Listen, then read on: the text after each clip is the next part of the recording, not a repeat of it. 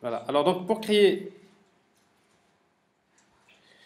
cet exemple d'application, on va juste voir, on va créer un projet Java que je vais appeler exception. Alors dans ce projet-là, on va essayer donc de créer une application très simple. Application, hein, qui contient la méthode main, mais en même temps, avant de créer la méthode main, on va déclarer une méthode qui est statique aussi et qui permet de retourner un double qui représente, on va dire, un entier pour faire plus simple. La méthode, on va l'appeler calcul. On va lui donner deux paramètres A et B. Alors, on va supposer que cette fonction, ou bien cette méthode, va retourner A divisé par B. Alors, je retourne A divisé par B, mais vous savez très bien qu'ici, il y a un problème. Il se peut que B soit égal à 0. Alors déjà, si vous remarquez bien, c'est que le compilateur n'a rien signalé. Donc on va dire que la division par 0, c'est une exception qui n'est pas surveillée. C'est-à-dire que le compilateur, il ne va pas vous dire, attention, ici, il se peut que par exemple, que le B soit égal à 0. Alors il dit quoi donc, qu'est-ce qu'on va faire dans notre application? Supposons, on va demander à l'utilisateur de saisir, par exemple, les nombres. Donc dans ce cas-là, on aura besoin d'utiliser la classe scanner. Alors clavier égale new scanner. On va mettre comme paramètre système.in. Alors on va afficher le message, par exemple donner A. On va demander à l'utilisateur de saisir A. Je suppose que A c'est un entier, donc pour le lire c'est clavier.nextInt. Je fais la même chose pour récupérer à partir du clavier B. Je vais appeler la méthode calcul et je récupère le résultat. J'appelle la méthode calcul.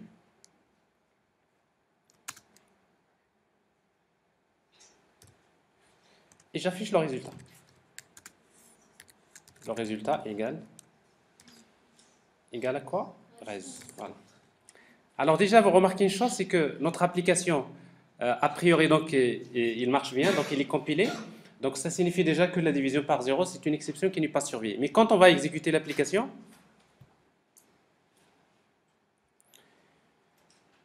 alors quand on exécute l'application, donc bien sûr, dans une situation normale, j'ai A égale à 6, B égale à 3, il n'y a pas de problème, j'ai le résultat égal à 2.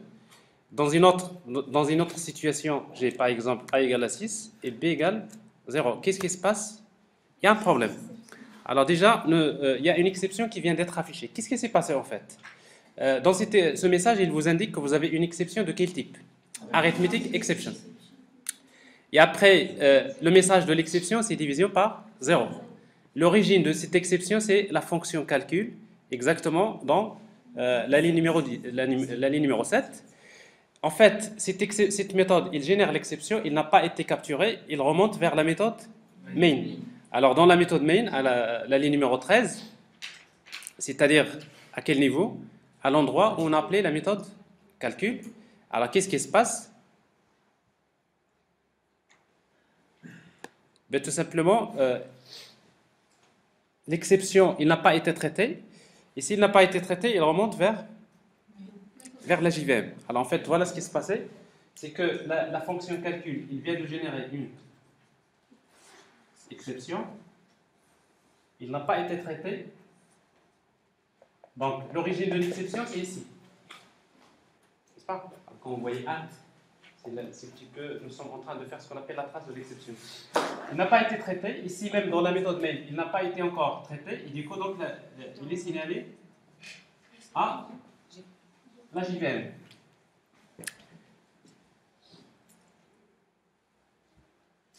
Alors, on a ce scénario que vous voyez là. Alors, bien sûr, qu'est-ce qui se passe quand une exception est signalée à la JVM? Généralement, la JVM, elle arrête l'exécution de l'application. Et du coup, donc, vous avez un bug. Alors, qu'est-ce qui nous montre que l'application n'a pas poursuivi son exécution normale? D'après vous? Qu'est-ce qui nous montre qu'après cette ligne, l'application s'arrête? Parce qu'il n'a pas affiché cette ligne, résultat, n'est-ce pas? Alors maintenant, si on veut réellement faire du bon travail, il faudrait prévoir ce cas exceptionnel, même s'il n'est pas surveillé. Donc on utilise généralement le bloc try catch. Alors, ici, on va déclarer le résultat.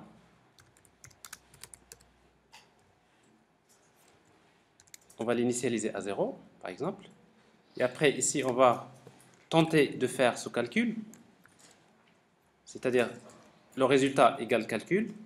Et après, s'il y a problème, on va capturer l'exception. Alors, on vient de voir que ce genre d'exception, il est de quel type? Arithmetic exception. Donc, on va écrire arithmetic exception.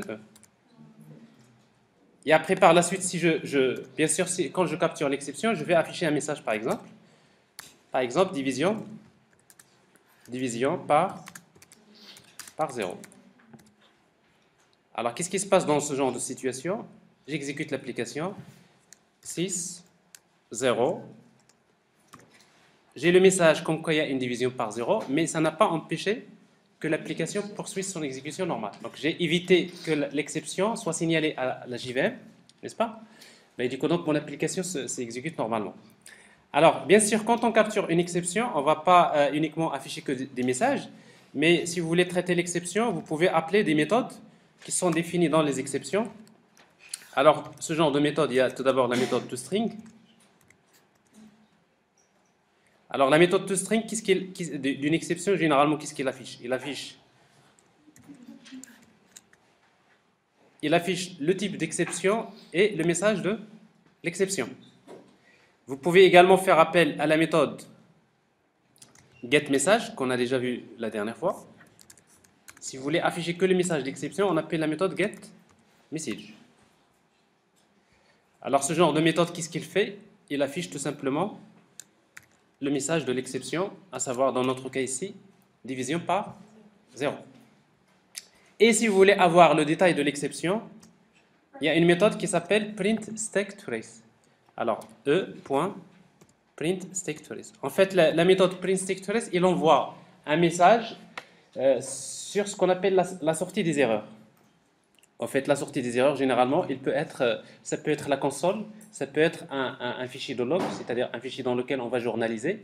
Alors, en tout cas, la méthode printStackTrace, qu'est-ce qu'il permet d'afficher? Il permet d'afficher le détail de l'exception. Alors, c'est quoi le détail de l'exception? Je vois déjà le type d'exception, n'est-ce pas? Le message de l'exception, et je vois également la trace, n'est-ce pas, de l'exception. Alors, sauf que bien sûr, ne soyez pas étonnés que, par exemple, la suite le résultat s'est intercalé entre ces messages, parce qu'en fait, le printStackTrace, il envoie le message dans la sortie des erreurs, alors que nous, le résultat, on a utilisé la sortie standard, n'est-ce pas?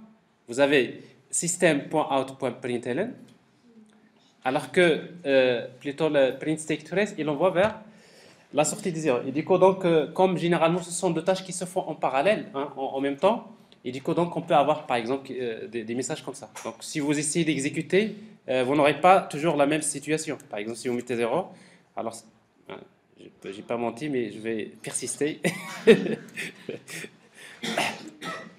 Voilà, ouais, donc c'est pas la même situation, j'ai le résultat égal à 0 après.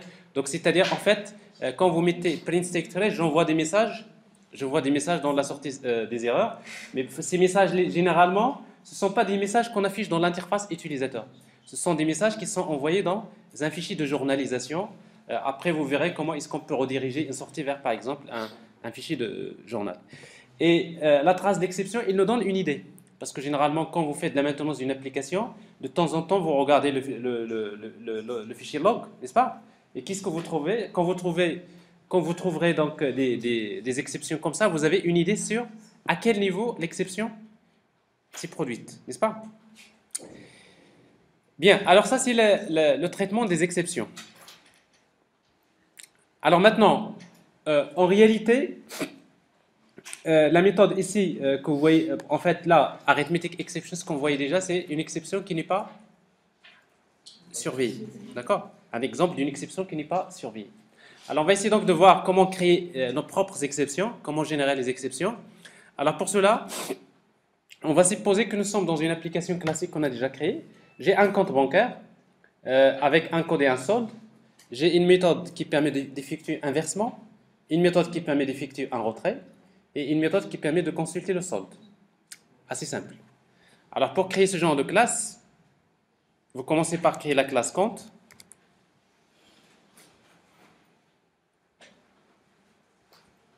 Alors cette classe compte est définie par ses attributs code, le solde, une méthode pour effectuer un versement,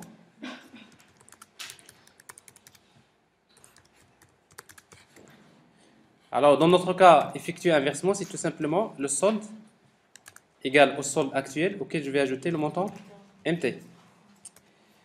Et une méthode pour effectuer le retrait.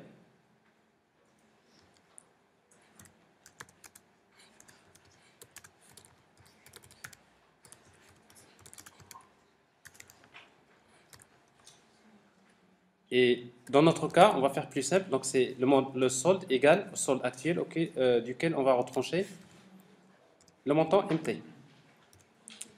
Et après, j'ai une méthode pour consulter. La méthode va retourner le solde. On va l'appeler getSolde. Return solde. Une simple classe.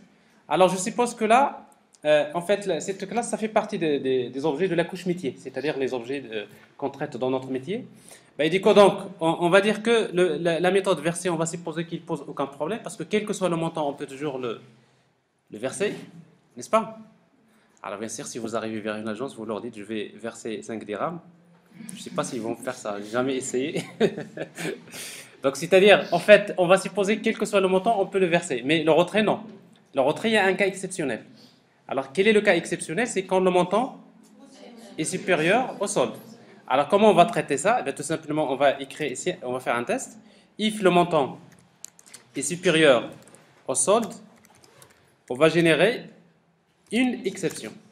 Alors maintenant, c'est à vous de dire à un moment donné quel type d'exception que je vais générer. Est-ce que je vais générer une exception surveillée ou bien une exception non surveillée? Alors, on va commencer par générer une exception d'une manière générale, exception. Et on va découvrir que l'exception, c'est une exception qui est surveillée.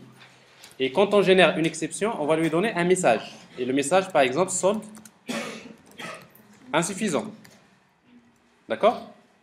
Alors, sauf que quand vous générez une exception qui est surveillée, bien sûr, le compilateur ne va pas l'accepter dans la méthode que si vous déclarez que la méthode est si subtile de générer cette exception. Et du coup, donc, si vous cliquez sur l'erreur, il va vous proposer d'ajouter throws exception. Ça signifie que la méthode retirée, il fait un traitement, mais il peut générer une exception. Alors maintenant, cette exception est surveillée. Alors on va essayer de voir maintenant au niveau de l'application comment on va utiliser cette classe compte. Alors maintenant, je suppose que je suis maintenant dans, par exemple, la couche présentation. N'est-ce pas? Alors, l'application 2. J'ai besoin de la méthode main. Alors, la même chose. Je vais utiliser la classe scanner pour saisir des données au clavier.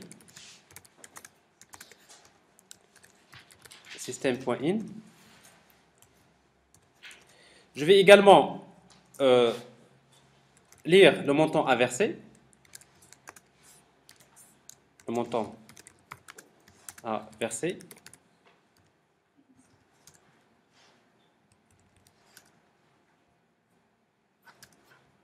Alors pour lire le montant, donc on va déclarer un double mt1 égale c clavier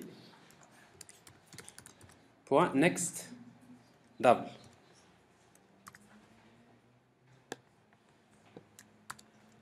Je fais la même chose pour récupérer. Pourquoi ce R là? Alors au lieu d'effacer le montant à retirer.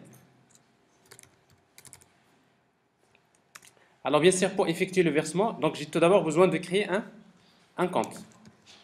Alors on va créer le compte cp égale new compte. Alors ici donc j'ai utilisé le constructeur par défaut, n'est-ce pas? C'est-à-dire que le solde est égal à 0 au départ. Alors je vais effectuer un versement, c'est cp.verser le montant mt1. Ok? Je verse le montant mt1. Et après, je vais récupérer le montant mt2. je vais faire la même chose. cp.retirer-mt2. Mais bien sûr, quand vous appelez la méthode retirer, vous voyez bien que le compilateur il a signalé quelque chose, n'est-ce pas? Alors, qu'est-ce qu'il vient de signaler? Il vous dit que, attention, il se peut que cette méthode génère une exception. Alors, comme l'exception générée est une exception surveillée, donc on est obligé de la traiter, sinon le programme ne sera pas compilé. Alors maintenant, pour traiter l'exception, il existe deux solutions. Vous cliquez sur l'erreur, il vous propose deux solutions. La première, try catch. C'est-à-dire, on va essayer de faire un retrait, mais s'il y a problème, on va capturer l'exception. Et quand on fait un catch exception, on peut afficher les informations sur l'exception. Alors pour avoir le message, le mieux c'est d'utiliser la méthode getMessage. Et après, j'affiche le résultat. Et le résultat, donc le solde final égal. Pour moi, le solde final, c'est cp. La méthode getSolve. Voilà. Alors, ça, c'est l'application. On l'exécute. Alors, quel est le montant inversé? Je suis dans une situation favorable. J'ai un versement de 90 000, un retrait de 4 000. Il n'y a pas de problème. Vous avez le solde final et, n'est-ce pas? Dans un autre cas exceptionnel, j'ai versé un montant de 6 000 et je tente de retirer un montant de 8 000. Résultat, je vois bien que l'exception a été générée, il a été capturé, on affiche le message solde insuffisant. Et après, par la suite, donc, on affiche l'état final, n'est-ce pas? Alors ici, donc, j'ai capturé l'exception. Alors, bien sûr, avec try catch, c'est ce qui est souhaitable, parce que quand on fait un try catch, il faut prendre la décision. Si vous faites catch, qu'est-ce que vous voulez faire? Alors, dans notre cas, c'est assez simple, parce que je vais tout simplement afficher un message, n'est-ce pas? On peut également, pour traiter l'exception, au lieu de faire un try catch, vous pouvez utiliser la deuxième solution, c'est throws. Vous déclarez tout simplement dans la méthode main throws exception. Ça signifie quoi? Ça signifie que la méthode main, il déclare que s'il y a une exception, il ne va pas la traiter, automatiquement, il va être ignoré. Et s'il est ignoré, qu'est-ce qu'il va faire? Il remonte vers le niveau supérieur. Et le niveau supérieur, c'est le feu, c'est la JVM. S'il y a une exception vers la JVM, j'arrête tout. N'est-ce pas? Alors bien sûr, on peut toujours se permettre de faire un throw à un niveau quelconque, n'est-ce pas? Mais quand on arrive à un stade, il faut faire un catch. Ok? Alors on peut avoir des situations comme ça. La méthode main, il fait également appel à une méthode A. Et la méthode A fait appel à la méthode B, n'est-ce pas? Ici, dans la méthode B, il se peut que vous générez une exception. Il remonte vers A. Dans A, vous n'êtes pas obligé de faire catch. Vous pouvez faire throws. Et dans ce cas-là, il remonte vers calcul. Et dans calcul, vous n'êtes pas obligé de faire catch, vous faites encore throws. Donc, on peut toujours se permettre de faire throws, mais quand on arrive à un stade, par exemple ici, il faudrait prévoir des catch, n'est-ce pas? Sinon, s'il y a ce cas exceptionnel se produit, donc on aura un bug au niveau de l'application. Bien sûr. Donc ça veut dire que si vous êtes par exemple dans la couche présentation, quand vous êtes par exemple dans votre application principale, à un moment donné, il faut prendre la décision. Vous dites si jamais il y a une exception qui se propage sur les différents niveaux, il faut à un moment donné la traiter. D'accord? Alors quoique ici, cette application d'ailleurs,